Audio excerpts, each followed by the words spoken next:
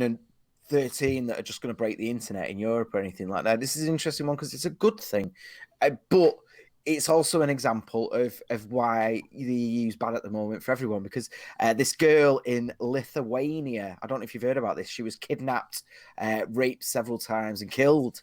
Now, unfortunately, she dialed 112 several times, and for some reason, they couldn't trace where she was. A number wasn't coming up. We don't even know why yet. It's actually not been determined why why the location wasn't appearing. So it could be no SIM. It could have been any number of issues.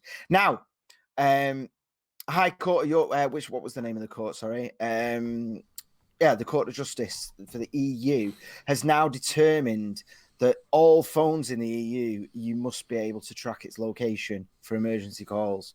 So, this one crime, which is a horrible thing. She's obviously murdered and raped and all the rest of it. She did phone emergency services. They couldn't find her because of this one kid that's been murdered in Lithuania. Luxembourg is now changing the law for everything. And not only that, it's changing the law in terms of tracking, Well, here's the thing how that works, though, dude. Go on. Sorry to interrupt. It's just they've done this for years and years and years. We can look at it on defend rape porn. Yeah, you're damn right, man. Because, it's the actions of consenting adults for a fantasy, not necessarily acting one out. Now, it's all consenting adults. Yet violent porn was banned because a man who murdered somebody watched violent porn. This is what we do. We cede control to the government based on fear. We do it all the time. Guns in the UK. Knives in the UK. When I was a kid, everyone carried a penknife. Everybody. You'd buy them from the newsagent. They'd have them on a card. Yeah, I remember that. You'd start with the cheapest ones at 10 pence, and if you were really kind of feeling a bit flush, you could pay 65 pence. So for basically, we used to call them jackknife, locking knife. Everything's sold on fear. One event is enough to trigger a law for everybody. This is why I live in a country where I'm told what fictional films I can watch. Fictional films. Human Centipede 2 was banned here. Why? Somebody could copy it. Really? Really? Somebody could copy it. Somebody would go out, somebody with asthma would go out and stitch a dozen people together, mouth to arse, because they watched that film. Really? And you think they wouldn't have got up to something else if they hadn't watched that film? Because anybody that's going to watch that film, go out there and go, I'm going to do that, was probably something, a disaster waiting to happen. I'm just going to throw that fucking out there. But we as a nation swallow this shit up. Swallow this shit up. When the tabloids put in that Child's Play was responsible for Jamie Bulger's murder because the kids watched that, we should ban that. Someone actually told me where I worked at the time. He had a screaming argument with me. We should ban that. But if Child's Play makes people kill people, why aren't more people killing people? Well, he's dead. He's like, as horrible as it is, you can't run a society like that. You shouldn't change the whole of society for the 0.00001% who will do bad things. We need to look at other ways of doing shit, but this is the way we live, and that's what that is. But also it's a power grab at the same time, because governments don't often do things for the benefit of the many, but what they will do is sell it as such if it's for the benefit of them. We're supposed to be more traceable. They want everyone tracked in cars. They're still trying to get it through that every car will have to be fitted with a device that will monitor your speed. And now the EU's gone one further, saying, well, what we would like is where it limits your speed to the road you're on.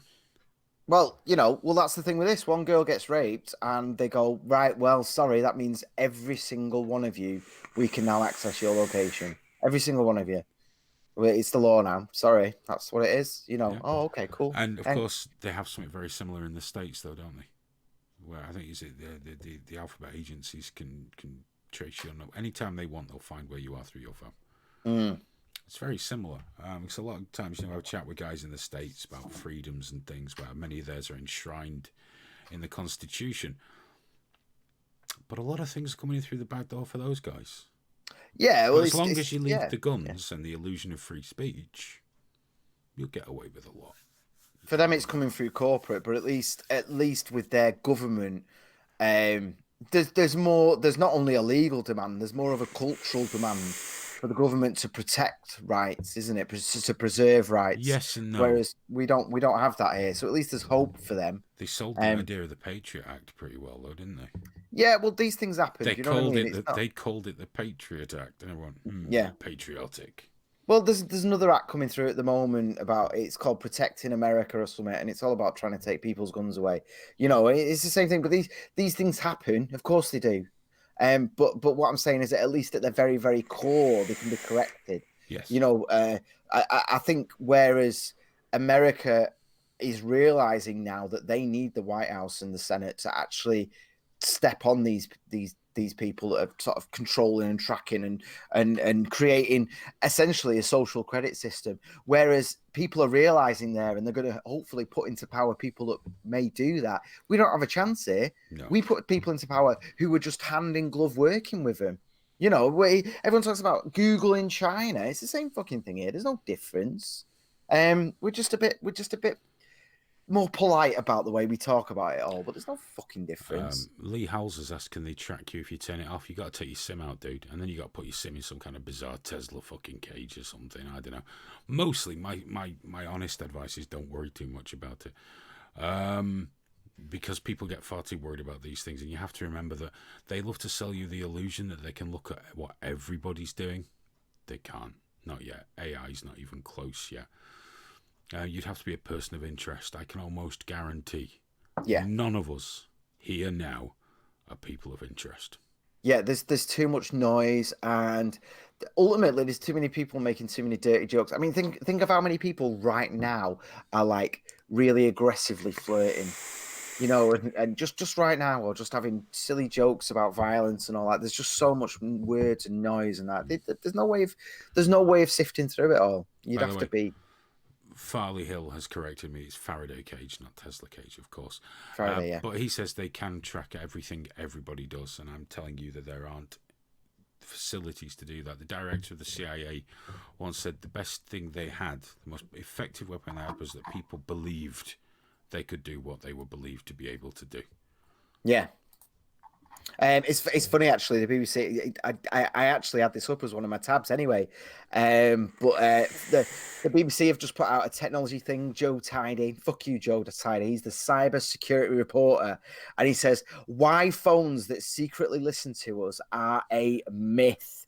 And he's actually repeating I wouldn't say lie, but because people from Google and Facebook and all that all get asked, are you listening to us?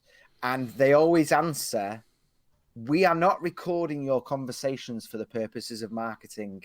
They always say that for the purposes of marketing. And the BBC, this is journalism now, they've just said, it's a common thing, it's a common sort of conspiracy theory that they listen to your conversations in order to have hyper-targeted advertisements. And that's not true by all accounts. Here's the thing: they don't need to listen to your conversations to have hyper-targeted things. They can just do it anyway, based on you can be looking at something. There's loads of ways they can predict that without listening to you, but they do listen to you. I know they listen to you because Google have just said a couple of weeks ago that they're going to suspend it for a time. They're going to suspend the department whose job it is to listen to you. Yeah. So it's like Well, they we all do know it. the sharing files, dude. Yeah, that Google, was it Germany, leaked hours and hours and hours of people's conversations, and some people were identified from what was leaked. Of course. And this is like a simple fucking Google search, but for some reason, Joe Tidy, the cybersecurity reporter at BBC News, this isn't in the kids section, BBC News, Joe Tidy has decided to let us all know that it's a nonsense. Even though they have said themselves that they do it, that they do listen to us. I'm just like blown away, to be honest. Well, just going to go and do a